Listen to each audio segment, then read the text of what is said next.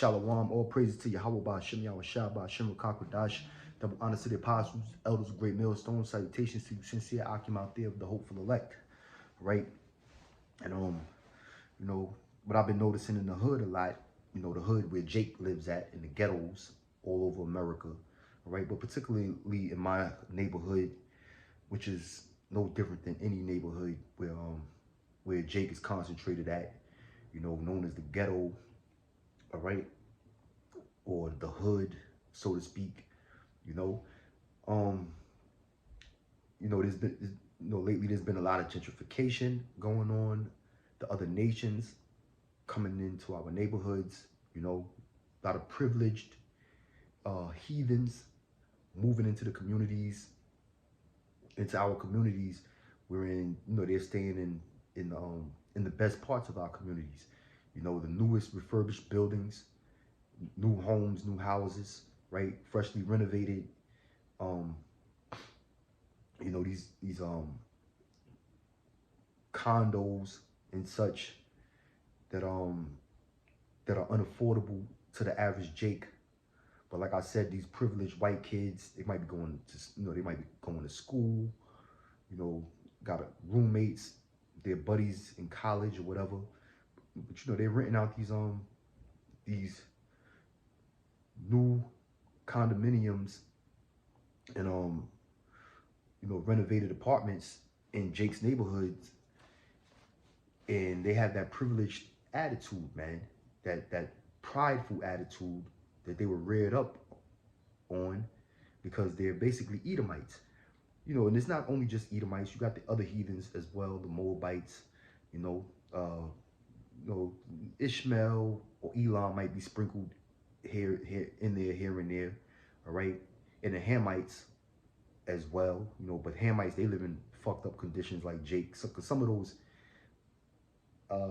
Africans, in particular the ones from West Africa, might be Jake, but then the natural Africans, you can pretty much distinguish them, the real Hamites, because they don't have no dealings with Jake, all right? And if in 2022, if you still a so-called black man believing that you're an African, then the Lord ain't dealing with you, man. If you still want to pump your fist for Africa, the Lord is not dealing with you, straight up and down. Because them Africans, they don't have any respect for you black Americans, all right? And they clearly know it's a difference between you and them, all right? But it's Israel, you simple-minded Negroes that can't come to the grip with reality that you're not Africans, all right? But the whole point of the matter is all these nations are moving into the hood, man. And Jake don't see them, Jake act like they're blind to them. When the so-called white man walks down your block, walking his little dog, what have you,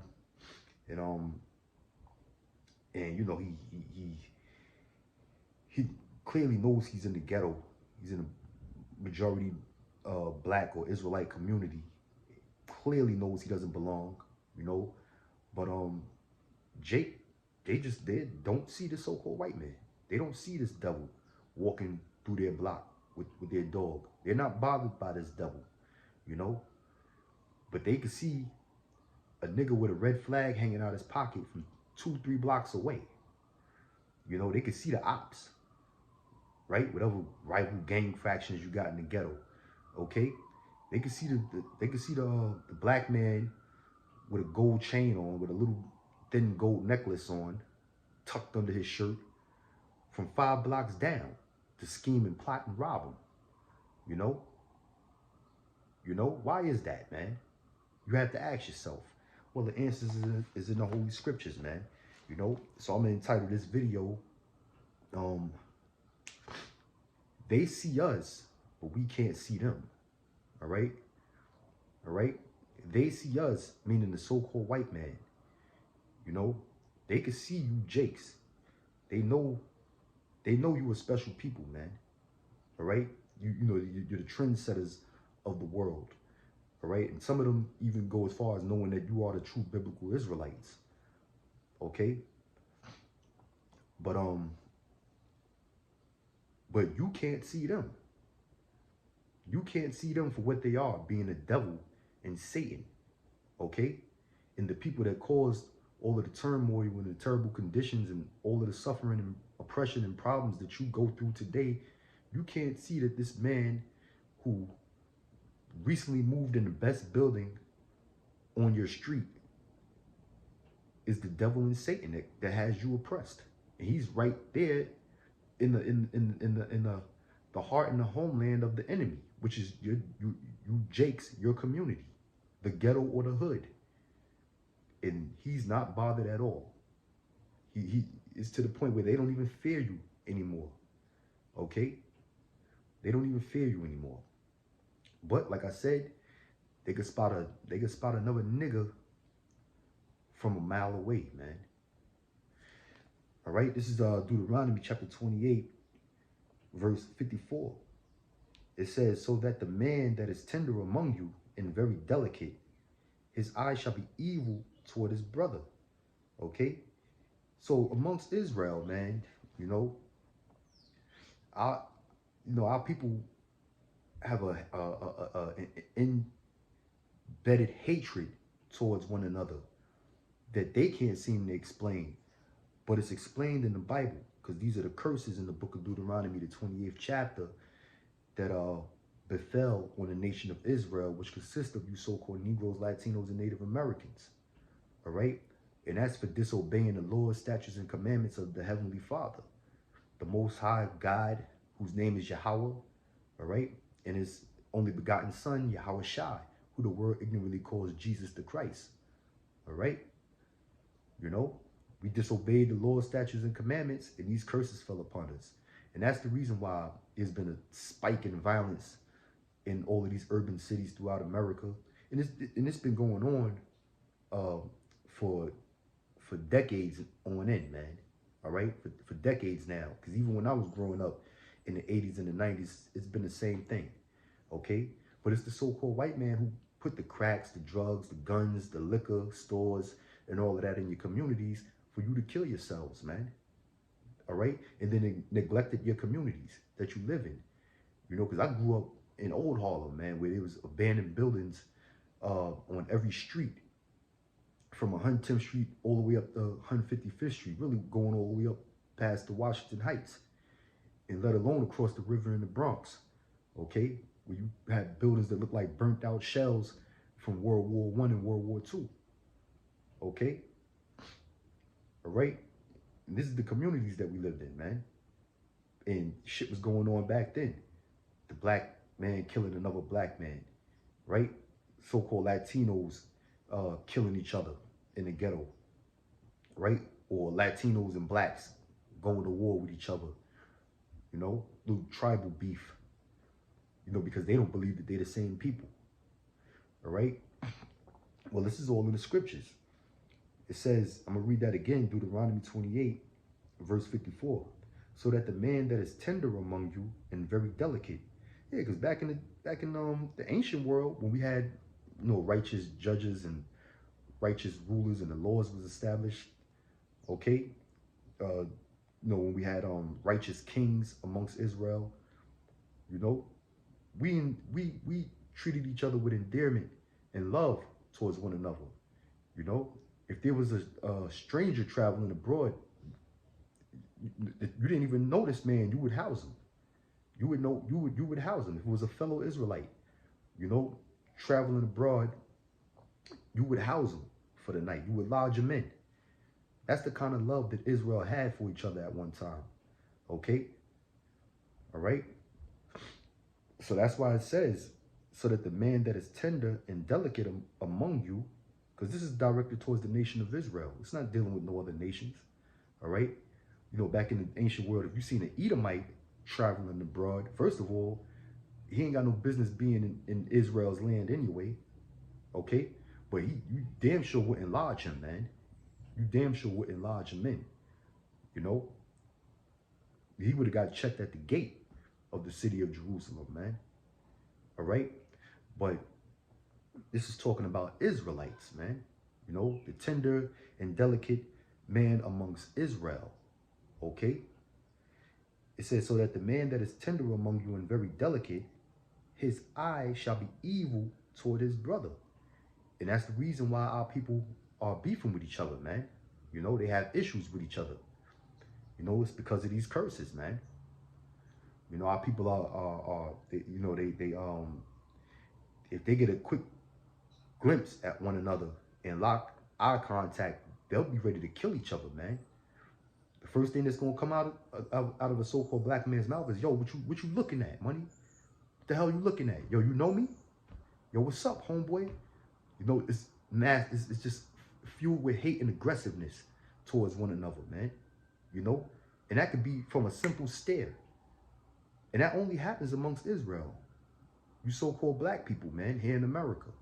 Okay, the so-called white man, they don't experience that. When two so-called white people are strangers and they see each other for the first time, they don't get all aggressive with one another and go into a fucking barking contest and get ready to pull out knives and guns to kill each other.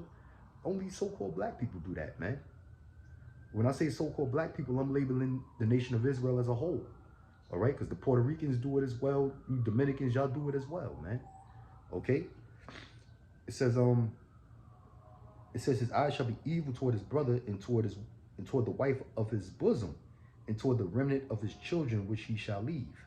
Okay, and that's why there's constantly domestic warfare in every Jake household, man. Domestic violence, domestic abuse. You got a lot of Jakes that are just straight up abusive towards their woman, man. You know, yeah, we get on the nigga woman a lot because the nigga woman is out of order, man. You know, she's constantly nagging her man. She's been placed upon a pedestal and she thinks she's better than the black man or superior than the black man for that matter. And she looks down on us, belittles us. Okay. All right. And but then you do have some Jakes out there, some black brothers, so to speak, all right, who are just straight up abusive to their woman, man. You know, they got alcohol problems, problems being addicted to drugs, and they come home and just beat the living shit out of their woman, man. You know, for no real reason worthy of having to whip her out, and the same thing with their kids, with their children, you know. So this is the curses that fell upon Israel, man, amongst our people. All right. So, a nigga could spot another nigga, like I said, from a mile away, and will go into an all-out war with him like he's his natural born enemy. When in all reality, we're brothers to one another. You so-called Negroes, Latinos, and Native Americans. All right.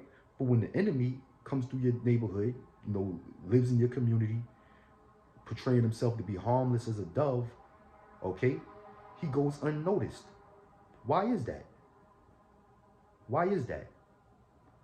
The same man who enslaved you, raped your wife, right, sold off your children, okay, killed your father and your brother, all right, murdered your mother, okay, the same man who's responsible for all of that, giving you AIDS, putting drugs in your community, right?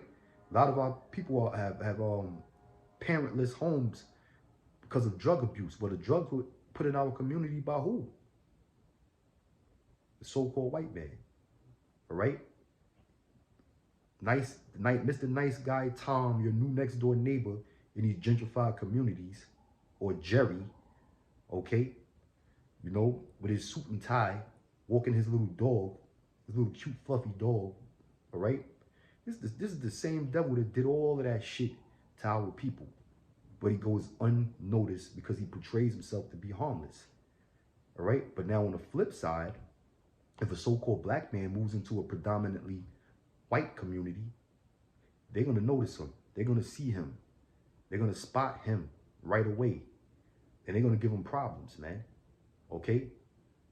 All right? Just the other day, I was walking on the Upper West Side, headed to Central Park.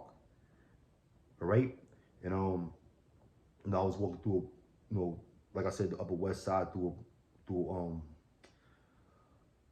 a predominantly white block, because that's a predominantly white neighborhood, and it was a so-called white man with his kid, with his child, right? His son, I don't know if that was his son or his daughter, because the so-called white man, they so goddamn effeminate and with this binary attitude that they got, where they claim they look genderless.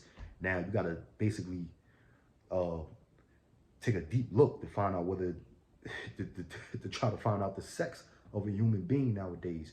But that's besides the point, or besides the case, right? You know, I'm walking towards Central Park, and he's walking with his child, you know, who's maybe like an adolescent or whatever. But we're walking towards each other, and he noticed me right away. He noticed me before I noticed him, you know. But I see, and as I was coming closer, he kind of like clutched he clutched his child closer to him, tight, like as if I was coming to do him some type of harm, you know.